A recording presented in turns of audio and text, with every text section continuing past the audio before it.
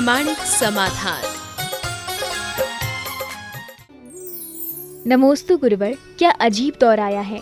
जो बीमार है वो अकेला रहेगा और जो अकेला है वो बीमार नहीं होगा। तो पारिवारिक जीवन की समरसता को समाप्त करने वाले इस अकेलेपन से बचने का क्या उपाय है? देखिए, जो बीमार है वो अकेला रहेगा, ये बात सही है और ये अनुभूति हर व्यक्ति को करना चाहिए, क्योंकि हर व्यक्ति को अपना सुख दुख अकेले ही भोगना पड़ता है। मेरा परिवार मेरे साथ भले खड़ा हो, पर मेरी पीड़ा तो मुझे ही भोगनी होगी। कोई भी कितना भी बड़ा हमदर्द क्यों ना हो, वो मेरे दर्द को बांट नहीं सकता। दुख तो सबको खुद को ही भोगना पड़ता है, इसलिए जो बीमार है वो अकेला ही रहेगा। लेकिन इसका जो दूसरा पहलू, जो अकेला है वो कभी बीमार नहीं होगा, इसके अर्थ को गहराई से समझिए। जिसके मन में एकत्व की अनुभूति आ गई है, एकाकीपन आ गया, उसकी पर निर्भरता और पर मुखापेक्षिता खत्म हो गई, जिसे आत्मबोध हो गया, उसके अंदर बीमारी जैसी कोई बात ही नहीं। इसलिए ऐसी घड़ी में अपने आप को असहाय महसूस करने की जगह अपने एकत्व की अनुभूति करनी चाहिए।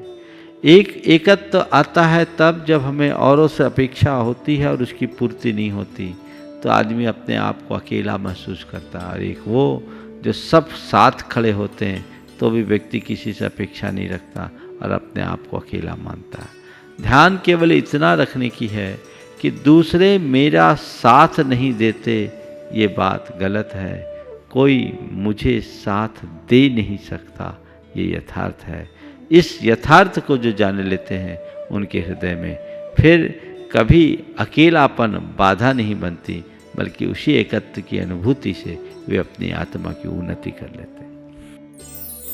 नमोस्तु गुरुवर। व्यवहारिक जीवन की विवेचना को सुनकर भी मत विरोधी जीव अपने अहंकार का विसर्जन ना करके अपने अपने पक्षों की ही संपुष्टि कर लेते हैं। क्यों नहीं कोई निष्पक्ष दृष्टि गलतफहमियों के उन कारणों का अन्वेषण करने में सक्षम हो पाती है?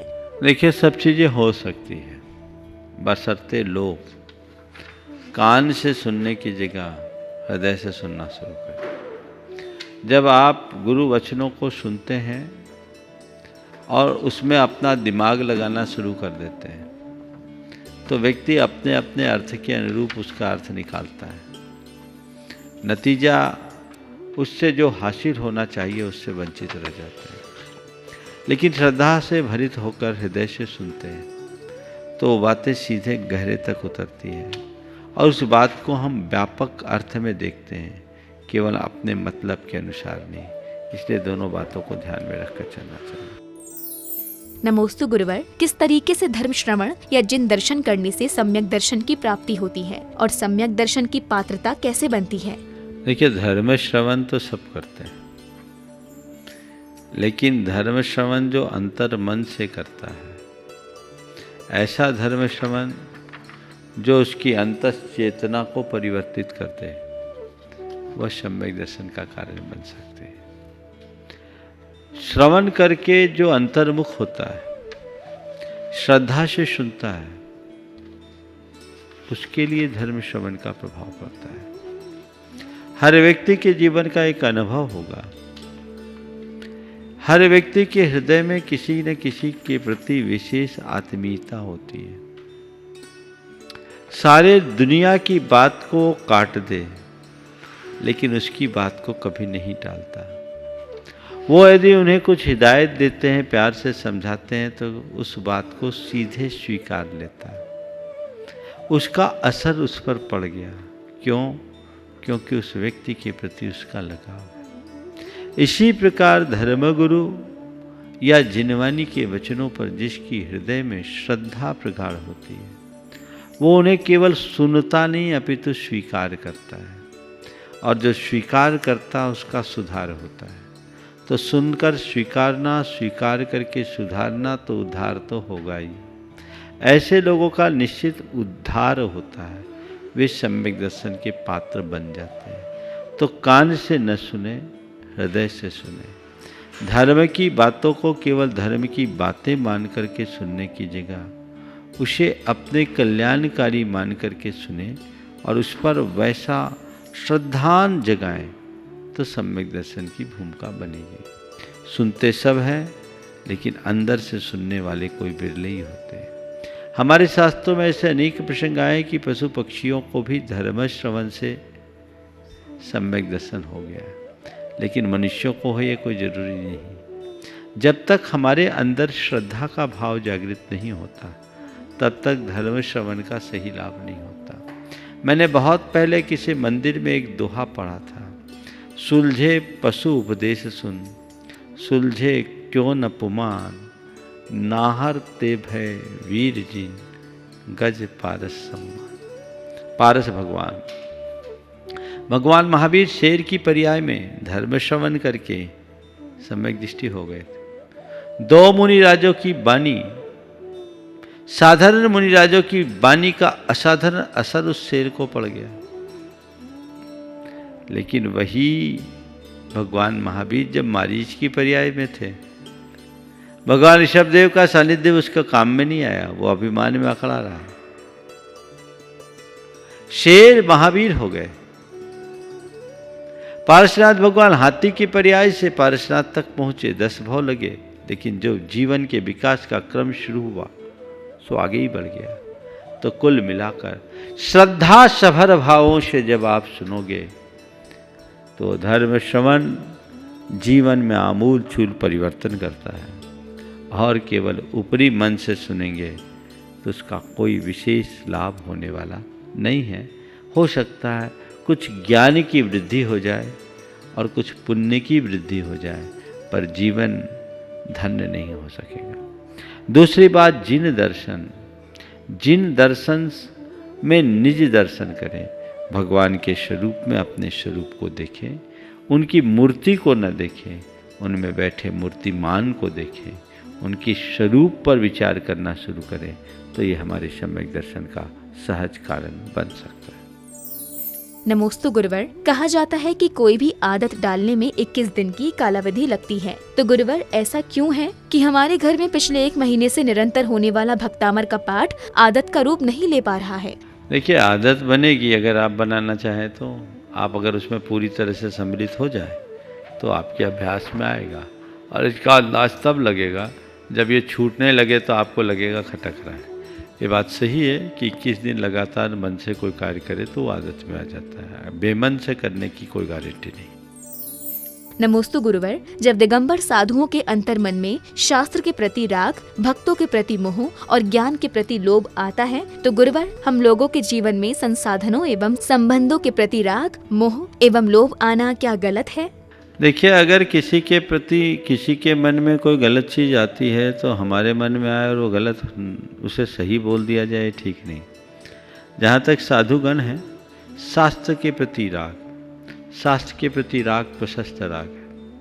ये प्रशस्त राग हमारे जीवन के कल्याण का कारण है। शास्त्र के प्रति राग होना और संतान के प्रति राग होना, इनमें बड़ा अंतर है। शास्त्र तो जैसे भगवान के प्रति राग है, गुरु के प्रति राग है, वो शास्त्र के प्रति राग है। ये भक्ति है, ये राग नहीं। हाँ, प्रश्नकार का आशय ये हो सकता है उनके द्वारा लिखे गए शास्त्रों के प्रति उनका राग, या उनके पास रहने वाले शास्त्रों के प्रति उनका राग। अरे जो उनका प्राण है, जिनके माध्यम से उनकी साधना होती है, जिनके माध्यम से उनकी चर्या और क्रिया पलती है, जिससे उन्हें अंतर्दृष्टि जगी मिली, जिनसे वैराग्य पुष्ट होता है, उसके प्रति होने वाला राग कभी बाधक नहीं बनता, अपितु उसी राग से राग का समन होता है। एक बात सदैव ध्यान रखना, पानी कितना भी गर्म क्यों ना हो, आग पर डालोगे तो आग बुझेगी। प्रशस्त राग गर्म पानी है, लेकिन वो राग आग को बुझाने वाली है, ऐसा समझकर चलना चाहिए। दूसरा, भक्तों के प्रति मोह, भक्तों के प्रति स्नेह और वात्सल्य होना चाहिए। अगर साधु के मन में भक्तों के प्रति मोह है तो वो उसके साधु पद की गरिमानुरूप नहीं है। स्नेह वात्सल्य तो साधर्मी के प्रति रखने का विधान शास्त्र में है। साधर्मी के प्रति वात्सल्य, भक्त के प्रति स्नेह इस भाव से होता है क्योंकि इससे धर्म की परंपरा आगे बढ़ेगी। लेकिन वात्सल्य और मोह में बड़ा अंतर है। वात्सल्य कुल इतना कि वो सामने आ जाए तो प्रसन्नता से उसके हित की दो बातें कर ले, उसके कल्याण की बातें कर ले, उसे आगे बढ़ने के लिए प्रेरित और प्रोत्साहित कर दे। और मोह वो जाने लगे तो मन में बेचैनी हो जाए। रात दिन उसी को याद करो, भगवान को भूल करके उसको याद करो। ये मोह है, मोह रुलाने वाला है। चाहे साधु हो या श्रावक, उसे मोह से बचना चाहिए। तो शास्त्रों के प्रति राग, भक्तों के प्रति मोह, और तीसरा क्या ले? लोभ। हाँ, लोभ। किसका लोभ? ज्ञान का लोभ। ज्ञान का लोभ। अरे तो ज्ञान का लोभ तो एक जिज्ञासा है। ज्ञान का लोभ हमारे ज्ञान वृद्धि का कारण बनता है और ज्ञान से कल्याण होता है। ये लोभ संसार में फंसाने वाला नहीं है। इसे सांसारिक राग से नहीं जोड़ा जा सकता। ये प्रशस्त राग की श्रेणी में है। विषय कषायों का लोभ, भौतिकता का लोभ, सांसारिक जनों के प्रति अपना लोभ या आसक्ति जिससे भोगेशना की पूर्ति हो, वो हमारे मोक्ष मार्ग में प्रथमतया बाधक है। हाँ, जहाँ तक आत्मा में डूबने का सवाल है, मुक्ति की बात है, उसमें इन तीनों से भी ऊपर उठना होगा। शास्त्र को पकड़ कर बैठेंगे, भक्त को पकड़ करके चलेंगे, या हम ज्ञान के पिपासु बने रहेंगे तो कुछ नहीं मिलेगा। जो मूल उपलब्धि है वह इन सब से विमुख होकर ध्यान में निमग्न होने पर ही आती है। इसलिए ध्यान अवस्था में ही उसे घटित किया जा सकता है। नमोस्तु गुरुवर। परिवर्तन और संघर्ष से घबराना मनुष्य की सबसे बड़ी दुर्बलता है। तो परिवर्तन और संघर्ष की घड़ी में डर एवं घबराहट से कैसे बची? परिवर्तन से डरना और संघर्ष से घबराना मनुष्य की बड़ी दुर्बलता है। आपने पूछा है परिवर्तन और संघर्ष की घड़ी में डर और घबराहट से हम कैसे बचें। सबसे पहली बात, अपने लक्ष्य को सामने रखकर चलो।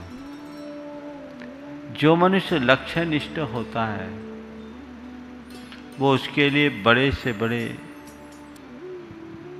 परिश्रम के लिए तैयार हो जाता है। उसे परिश्रम से कोई डर नहीं लगता। और जिसका आत्मविश्वास मजबूत होता है वो संघर्ष से कभी घबराता नहीं। उसे इस बात का पता होना चाहिए कि मेरी सफलता का आधार मेरा ये परिश्रम और मेरा ये संघर्ष है। अभी मैं डरूंगा, घबराऊंगा तो अपने लक्ष्य को नहीं पा पाऊंगा। हमेशा लक्ष्योन्मुखी बने और आत्मविश्वास से भरकर चले।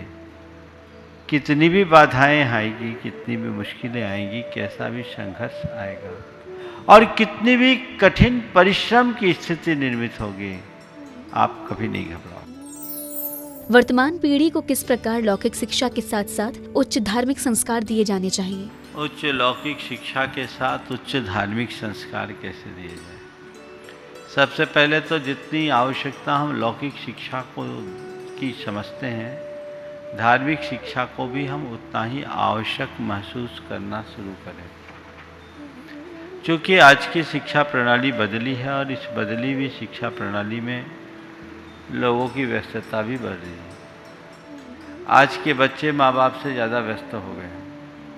उनके ऊपर पढ़ाई का भार है। अब रोज़ की तरह बच्चे धार्मिक शिक्षा के लिए उतना समय नहीं निकाल सकते। तो साप्ताहिक धार्मिक कक्षाएं उनकी होनी चाहिए जिसमें उनको धार्मिक शिक्षा मिले। और आज तो मुझे एक बात जो लगती है सबसे महत्वपूर्ण वो ये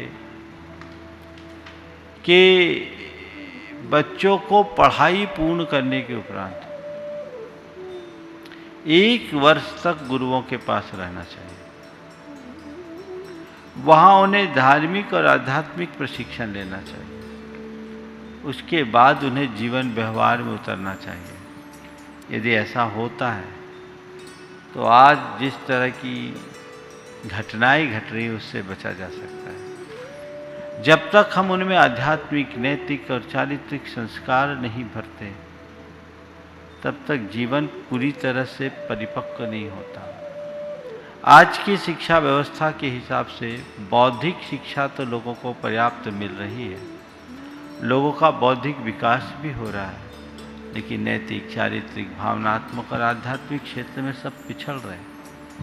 यदि इस तरह का प्रशिक्षण उन्हें गुरुओं के पास दिया जाने लगे, 1 वर्ष तक ऐसे बच्चे गुरुओं के पास रहने लगे और इस अवधि में उन्हें ध्यान, चिंतन और उनके चारित्रिक गुणों की मजबूती की सीख दी जाने लगी और उसके बाद वे अपने व्यवहारिक जीवन में उतरे, तो मैं समझता हूँ बड़े प्रौढ़ और परिपक्व व्यक्तित्व के रूप में उभरेंगे और वे अपने जीवन के उतार चढ़ाव में स्थिरता ला सकेंगे।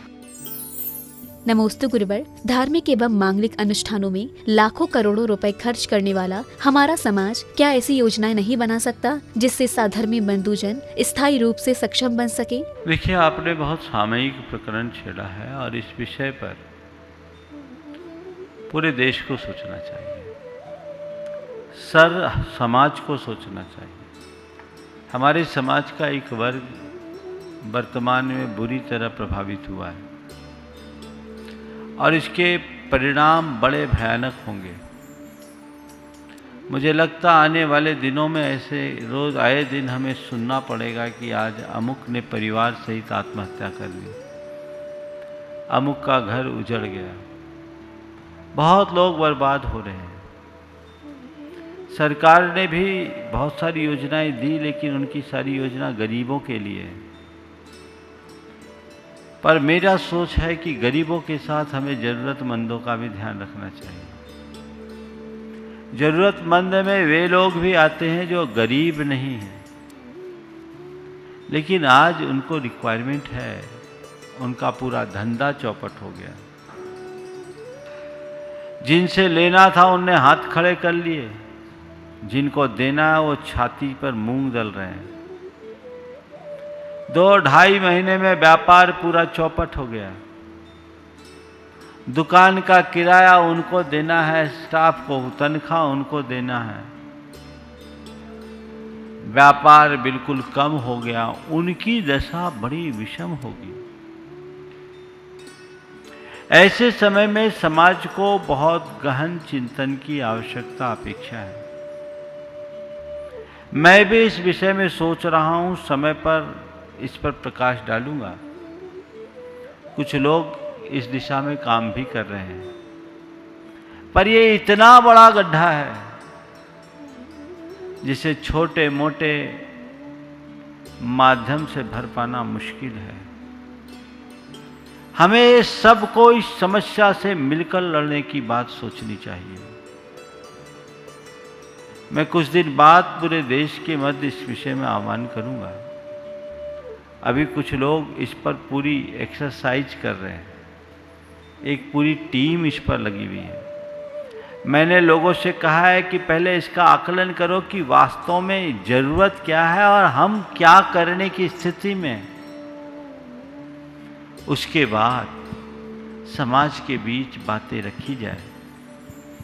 हमें संकल्प तो करना ही चाहिए और इस बात के लिए मानसिक रूप से तैयार होना चाहिए कि जब भी जरूरत पड़ेगी। हमारी संस्कृति तो ये है कि मेरे पास 2 रोटी है और बाजू वाला भूखा है तो थाली की 1 रोटी उसे खिला करके भोजन करें। ये हमारी संस्कृति है और हमें उसी सांस्कृतिक निष्ठा का परिचय देना है। इसके लिए कार्य करना होगा, हमें आगे आना होगा, तभी हम धर्म को, परंपरा को, संस्कृति को बचा सकेंगे। आज के समय में हमें आचार्य समंतभद्र की इस उक्ति को कभी नहीं भूलना चाहिए, न धर्मो धार्मिक बिना। धर्मात्माओं के बिना धर्म नहीं होगा। हमारे मंदिर मूर्ति सब यहीं खड़े रह जाएंगे अगर हमारे पूजा करने वाले भक्त ही न रहेंगे, जैन ही नहीं रहेंगे तो जैनत्व को बचाएगा कौन। इसलिए इस दिशा में बहुत ठोस कार्यवाही की आवश्यकता अपेक्षा है। अभी तत्काल में मैं कुछ भी बोलने की स्थिति में नहीं हूँ, लेकिन पिछले 1.5 महीने से इस पर मंथन चल रहा है और एक बड़ी सबल टीम इस दिशा में काम कर रही है। सब कुछ ठीक लगा रहा तो आने वाले 1-2 हफ्ते में उसकी रिपोर्ट भी सामने आएगी, उस पर विचार करके मैं अपनी बात रखूंगा। प्रामाणिक समाधान।